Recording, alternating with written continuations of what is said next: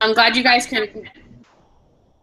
Oh, that's weird. Sorry. Glad you guys could join us tonight for a Boom Team training. I have Erin Paley with me tonight. We are going to go over some different things. We're going to go over how to use a tickler file and do some follow-up, the perfect 10, and the power of 3. Erin, go ahead and say hi. Hi, everybody. All right.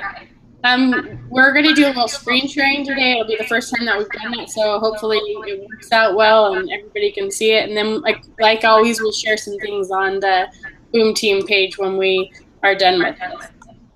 The first thing I want to go over is using customer follow-up to create lifelong customers. It's a big thing to use what I call a tickler file. Any promises made in the sales process must be fulfilled totally. Follow up to build customer relationships. If you are in the business, then you are also involved in the sales of your products or services to consumers. It is a fact that the cost of obtaining a new customer far outweighs the cost involved in retaining someone who has already purchased from you. The problem comes in how to keep those customers you already have on the books. Take a look at the millions of dollars spent every day by major companies to build brand of service loyalty. Yet the true loyalty is on the local level by the company, salesperson, and store management. In spite of millions spent by manufacturers or service companies to build loyalty and retain their customers, a professional salesperson who goes to another company will take a large number of his customers or clients with him, even to a different brand or service. The question is why? Why do most businesses lose customers? Poor service? No. Poor quality? No. Well, then why? It's apathy after the sale. Most businesses lose customers by ignoring them to death. A numbing 68% of all businesses lost in America is due to the apathy after the sale. To understand why a customer will go back to the same person or store is that they have built a relationship with the customer. The person who has had the personal contact with the person over time builds a relationship with the customer. By regular and frequent contacts with the customer, they forge a bond with them, which ties the two together. The customer comes to value the salesperson as a trusted advisor who can guide them through the transaction related to their products. To start building a relationship, the customer must first have a positive buying experience. The transaction must go smoothly from start to finish. It is also very important to make sure the customer gets the proper instructions to use whatever is purchased. They began to share the bad experience with friends, business associates, and family. Some have gone as far as going online in forums and literally blasted whomever they made the purchase or service from. It does happen. Just take a look at the rise of websites such as Angie's List. Don't let this happen to you. Word of mouth advertising can make or break you. Sorry.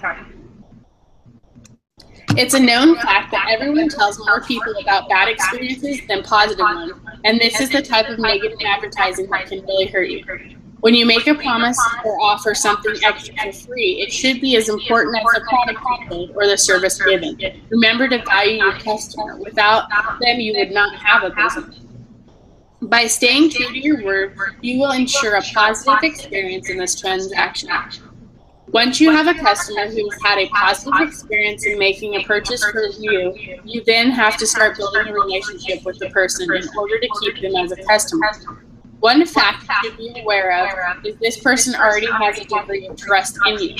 They believed and trusted you enough to buy something from you and your company. Now you must build on that trust that's already there to keep this person as a customer.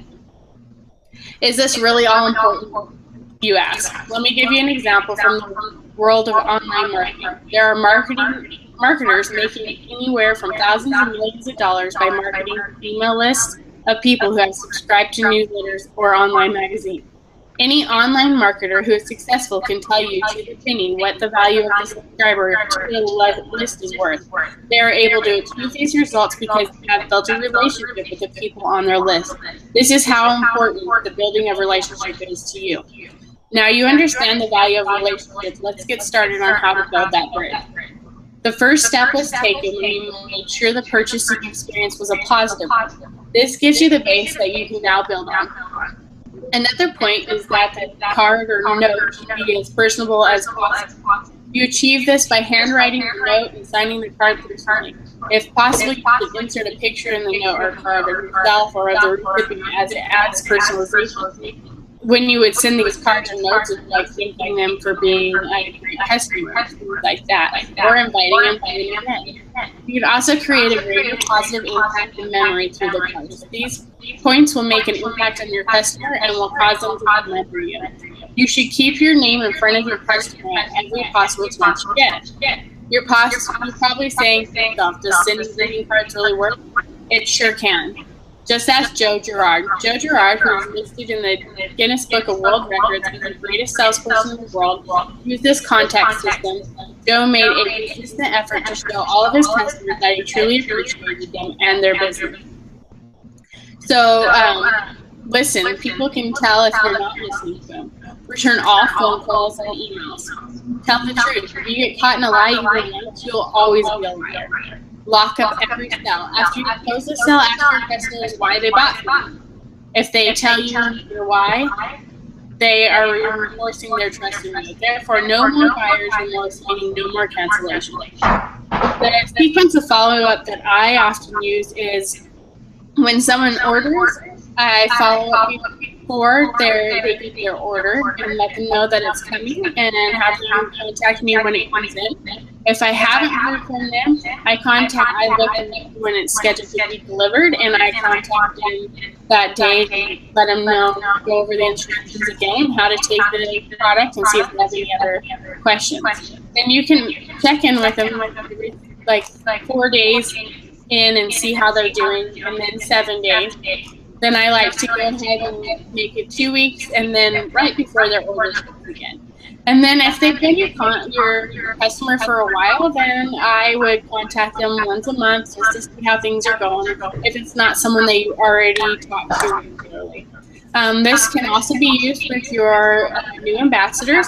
Making sure that you're doing follow-up with them is important, and your current ambassadors. With your new ambassadors, I like to check in regularly, once a week at first to see how things are going and stuff, and once they get going, once a month, just to see how things are going.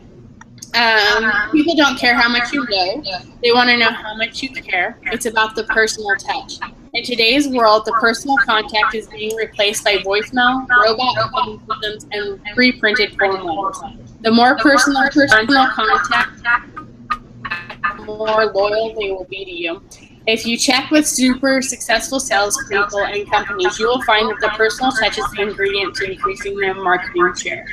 Even Erin has said before that meeting people in person is what's really gotten her business off the ground. Now is the time to work the system. Fortunately, there are many ways to implement the system where you can get results from following up with customers and prospects. So who needs a follow-up system? If you treat someone well, he will tell 5 people, but treat them badly and they will tell 250. He developed this rule by observing that the average attendance at a funeral was 250. In today's world of YouTube, Angie's List, and online forums, it is much easier for an upset customer to make flaming comments about you and your business. What I use is called a tickler file. It helps you get it organized, and it may take some time to organize the skill, but you can master it.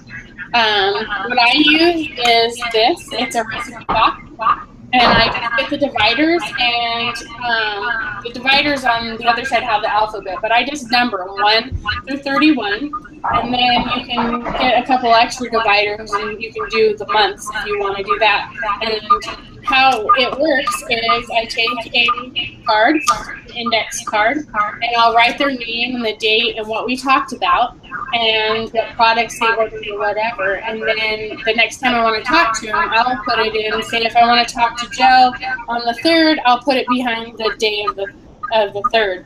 And then when the morning of the 3rd comes, I go to the day of the 3rd and I open it up and I pull out whatever cards are there, and those are the people I know to contact, whether it be people that are your customers, people that are potential customers that you want to make sure that you're contacting, or it be the ambassadors. These are your to-do list in there. It's really not hard to set up. If you have any questions, please let me know. It's very easy. You need to make sure that you file every piece of every card back in a spot, because if it's set aside somewhere, it'll get lost. Many people are unsure where to keep important papers. You can do this with papers. If you wanted to do a big filing system so that you know what you need to do, but that's not so much important with our business. We don't have a lot of paperwork or anything. If you put it aside and just say, I need to act on this, but not for 2 more weeks, or I need to contact this person, but not for 2 more weeks, and you don't put it in your tickler file, chances are you'll forget to do it. Out of sight, out of mind. So where do you put like meeting agendas or follow-ups and stuff? You make sure that you put it in your tickler file where you can see it. Where the piles can grow is if you put fertilizer on them, you can do it instead. Bad habits. First, I'll tell you where not to put an action item or the contact file. You don't want to file it in your permanent files where you won't look at it because you'll forget to take action. You don't want to put it in a stackable tray because out of sight becomes out of mind. You do not want to carry it around in your organizer for 2 months because you'll become weighed down by paper. You do not want to tack it in your bulletin board because soon you'll become blind to it and forget it's there. You need a system that will remind you which contacts to require your action for today and allow you to forget the rest until their time. Once you build a business, there will be quite a few people, quite a few ambassadors, quite a few customers, people that you want to follow up with, and it gets really hard to remember who's on what and when you want to contact them. The answer is this indispensable system called the tickler file. It's also called a calendar file, a bring-up file, a suspense file, or a pop-up file. A tickler file reminds us about items needing our attention each day. Think of it as a calendar for paper. Compare it to a well-managed, well-sorted in basket. It contains the papers or the index cards with the information on it that are pending or need your attention or require you to act in some way. These are things that you can't toss, that you have to delegate, file, or work on right now. Your tickler file stores what would have been piles sitting on the desk or credenza or any other surface. Here's the procedure for creating one. Like I said, you just get you can get hanging files and label 31 folders, 1 through 31, and then you can do it for the days of the month, January through December, and hang them in an accessible file drawer or use the file box like I said. You want to put the current month first in the folder, and so, and then 1 through 31, and then anything that you want to do, so say you don't want to contact someone until next month, you will put them under the August file, which would be 8. So you would put them back there, and then once you get to that month, you'll rotate these days behind the August one. If that doesn't make sense, please contact me and I can show you how to do it. Let's see. At the end of the day, make sure that you have made sure that you went through your tickler file. I like to do it first thing in the morning. Another thing that I think is important with a follow-up is, say you didn't hear from someone. What I do is, if I haven't heard from them yet, I give them a couple days, and I just turn it up like this so that I know that I need to contact them or to wait for contact. If I did not hear from them, I will put no reply on the index card and file it like I did the next time I would normally contact them. By the third time that I have not heard from them, I just say that I know that you're busy and I don't want to keep hounding you or anything, but if you need anything, I'm always here to help you out or anything like that. And chances are they've gotten busy and they'll message you and be like, no, I was on vacation or something like that. So it's good to just kind of keep the open lines of communication and let them know that you're not going to keep messaging them when they don't want you to message them. And then I like to highlight when someone's next preferred order is going to ship so that I can remind them before it ships if they need to make any changes. Always use the positive too when you're talking to them, and the fact that they need to make changes on it. Don't just ask them if they want to cancel. Let's see. A tickler file is the single most important thing you can do to organize your papers. It allows you to pace yourself better, eliminates piles from services, and keeps you reminders in one place. You can take, the reason why I like to do it in a recipe box is because I can take this with me. If I'm going out of town, going to a leaders retreat or whatever, I still want to make sure that my customers are taken care of and they know that they're important. I'm still doing work.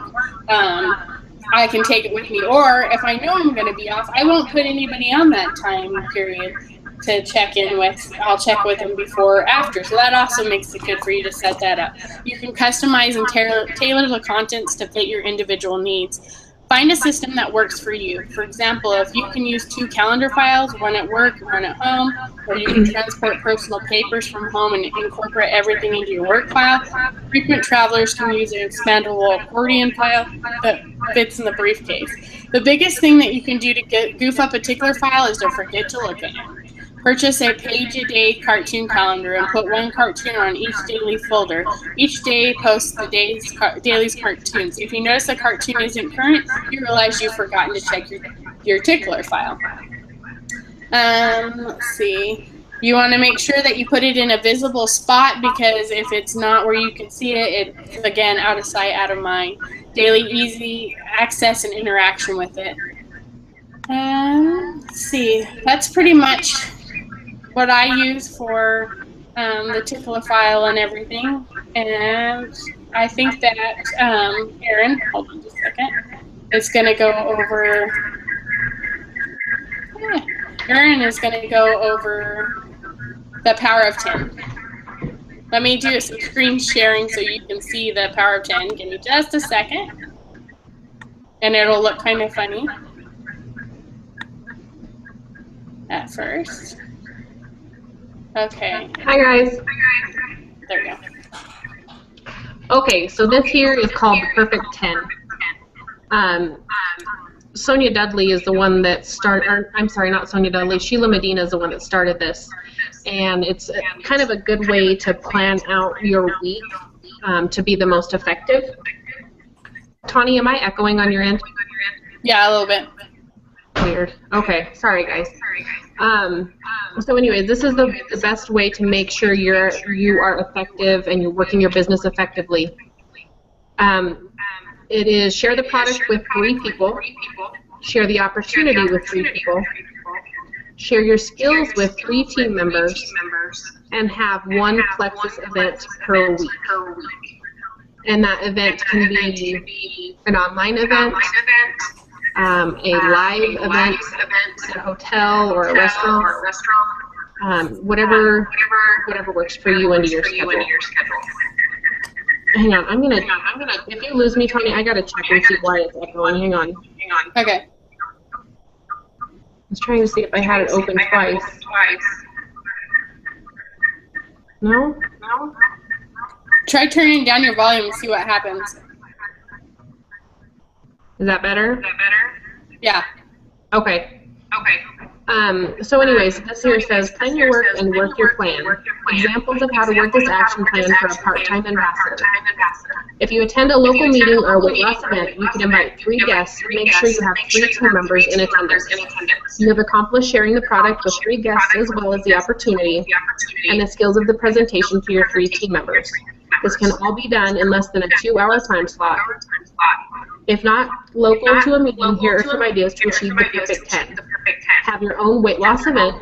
Invite guests to be on the weekly opportunity call, which those you should get an email every Wednesday about that. You can also use your Facebook. Make sure you have decision packs on hand for people, personal website videos, and recorded testimonies. Also, feel free to share what separates Plexus from other network marketing companies. And then, of course, the Perfect 10 works on a one-on-one basis as well. I have the last month or so made a lot more effort to meet people in person versus just doing everything over Facebook, and it really helped my business. So don't be afraid to get out from behind the screen and actually go meet people. So that's it on that one, Tony. Okay. And then, and this one is kind of a way that you should work your business to be the most effective as far as income producing. The way you can read this is level 1, you want to bring in 3 ambassadors. That level of 3, you want them to each get 3. So that would take you to the second level of 9 ambassadors, and so on. That goes all the way down. So don't look at this and think, oh my gosh, I have to have 2,100 ambassadors under me. That's not 2,100 people that you have personally contacted or that you personally work with. But this is just showing you, with those pay points and the points per level, how you can get to the next level in the business. The other thing here, if you read the bottom, it says, in this hypothetical example, if each person sponsors a minimum of 3 ambassadors, your pay points would total 4,893. At the end of the month, if the pay points were $3, that would be $14,679 just on pay points. And I can tell you right now, I think the pay points are, I think, anywhere between $2.85 and $3 right now. So that's pretty accurate right there. Yeah. But think of it this way. You would have to have $59,000 in TV to earn that same amount of commission. So having customers is great, but clearly having team members is a lot more beneficial to you. So make sure that when you get started in your business, you have your list made so that you can find your 3, and you need to do the same thing with them. And even if people just look at this as a way to make money, I mean, this is a great investment. Say, hey, $100 to $200 a month, bring in 3 people, and just keep repeating that, and the income can be endless. On that page, we'll post that. On that page, I believe level 5 on there is Emerald, and then level 7 would be Diamond. So if you think 7 levels equal 3 times 3 times 3 and so on, that would get you to Diamond, which is obviously the top level. So awesome. Awesome, thank you. Okay, I had another thing that I wanted to go over. I got an email from Big Al Schrader that I really think is important that we need to go over because I hear it a lot. One of the things he put on there is this business doesn't work. His new distributor was complaining that this business doesn't work, and my new distributor was right. The business doesn't work. So I had to tell the new distributor a story. You look for the best car for you, and you purchase the car, but you never learn how to drive your car. You never take driving lessons. You never go out driving with your parents. You never read the owner's manual. You don't know about those strange pedals on the floor where you put the key in the ignition. The only thing you can do is make a few attempts at trial and error. You yell at your car and say, drive, drive, and your car doesn't drive itself, but you had a vision board. So you looked for a network marketing business that was a good fit for you. You purchased the business and you joined, but you never learned how to make your business work. The only thing you did was make a few attempts at a trial and error. You said the wrong words to a few friends and two cold leads. And your business didn't build itself. Your business didn't work. You didn't come to Saturday trainings. You didn't do, for instance, our Monday night trainings. You didn't do the three-way calls with your sponsor. You didn't listen to any training CDs. You didn't come with your sponsor while your sponsor went prospecting. You didn't learn how to give 1-minute presentations. You didn't learn super closing or any other closing. You didn't learn about the colors, the 4 different personalities, and how to talk to them. You didn't learn any effects. You didn't learn any effective icebreakers or openings. You didn't learn how to get prospects to beg you for presentation. You didn't learn any effective first sentences. You didn't learn how to prospects make decisions in their minds. You didn't learn how to get unlimited appointments. You didn't learn how to stop sounding like a sleazy salesman. You didn't learn any of the sequence of words to communicate directly with your prospects. You didn't learn how to use differences between needs and wants. You didn't learn how to locate the best prospects. You didn't learn how to create prospects instantly with effective sentences. And it goes on and on and on here. You didn't learn first thing you must say to cold prospects. You didn't learn how to locate and create leaders. You didn't learn how to, so stop blaming the business. The business doesn't work. You work. Don't blame the stupid prospects, the weather, the economy, the product pricing, or the compensation plan, or your sponsor. If you want to drive the new car you purchased, learn to drive it. I thought this was just like really well said and really put out there. You guys, we have to, it's not just easy. heard several times from people that they've worked really hard at this business, harder than they've ever worked at. Some people do, because they're studying and they're making contacts and they're learning things about the business. You have to constantly be learning. You need to make sure that you have a 30-second commercial pretty much on what to share and tell people what Plexus is and what is Plexus to you. If you've got a good thing to say to them, people will be interested, and make sure that you build relationships. When you contact a referral or when you call a prospect from a list of leads, you don't have days or months to build that relationship. You can present your opportunity, and that's with the 30-second commercial. Don't start with all the neat benefits of your opportunity. Don't tell the prospects about the wonderful bonus checks and trips and cars and incredible products and company founder background, all that stuff. Instead, remember that people buy things to solve problems. So position your presentation to solve a problem for your prospects. Talk about how the opportunity will make it easier for prospects to take the time off work, how the opportunity will make it easier for them to pay bills with an extra check every month, how the opportunity will provide an extra car for the spouse. Prospects don't care how great the opportunity is. They simply care about their problems. The shortcut is, when you don't have time to build a relationship, figure out what their problem is and how you can solve that. To create leaders from your current team, you can't do all the work yourself. You have to develop new leaders. It's crucial. And so to develop new leaders, make sure that you're showing them the resources, that you're showing them books, that they're, you can lead them to the trainings and stuff, but know that you cannot, make them do things that they don't want to do. That's about all that I have here. Hopefully you guys have enjoyed tonight's training, and we will be back on next Monday. Erin, do you have anything else? No, I will make sure that we add those the two documents that I talked about in the Boom team as soon as we get off the call. Awesome. And again, I just wanted to put out there, for all those that are working hard to go to Leaders Retreat, hopefully all you guys are trying to get there. I cannot wait to see you guys there. You guys have a good evening. Thanks.